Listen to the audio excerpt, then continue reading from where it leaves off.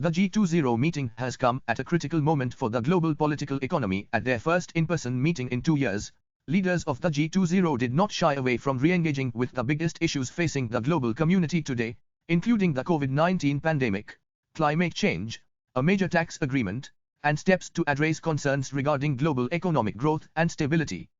On coordinated efforts to mitigate the pandemic, the focus was on vaccine production and distribution, with assurances of support to WHO's target of inoculating 40% or more of the global population against COVID-19 by 2021, and at least 70% by mid-2022.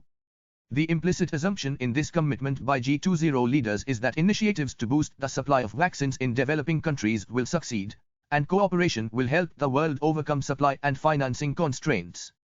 On climate change, the group leaders recommitted their nations to providing $100 billion a year toward adaptation, mitigation, and green technologies, focusing on the needs of developing countries. However, in this sphere, a divergence of views still exists across developing and developed nations. Ahead of this summit and the 2021 climate conference in Glasgow, India had rejected the call to announce a target of zero emissions.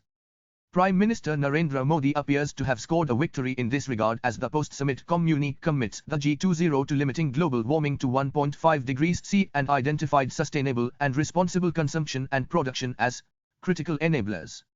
The world community is on shakier footing regarding the fragile post-COVID economic recovery underway after paralyzing lockdowns.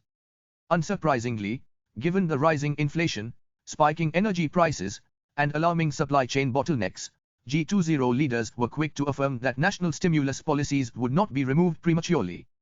Even so, it would remain a challenge to walk the tightrope between preserving financial stability and fiscal sustainability.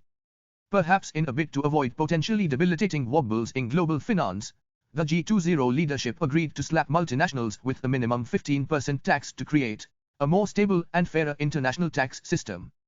This would impact the tech titans of Silicon Valley, as this initiative would make it harder for such companies to benefit from locating themselves in relatively lower tax jurisdictions. This OECD-led reform enjoys the support of 136 countries, which account for more than 90% of global GDP, and is likely to enter into force in 2023 or after. Nations such as the US are divided on whether to approve this proposal domestically, and unless there is unanimity amongst the discussants, the initiative risks facing implementation delays. The G20 meeting has come at a critical moment for the global political economy. If it results in timely, effective, coordinated action across major nations, hope for recovery will remain afloat.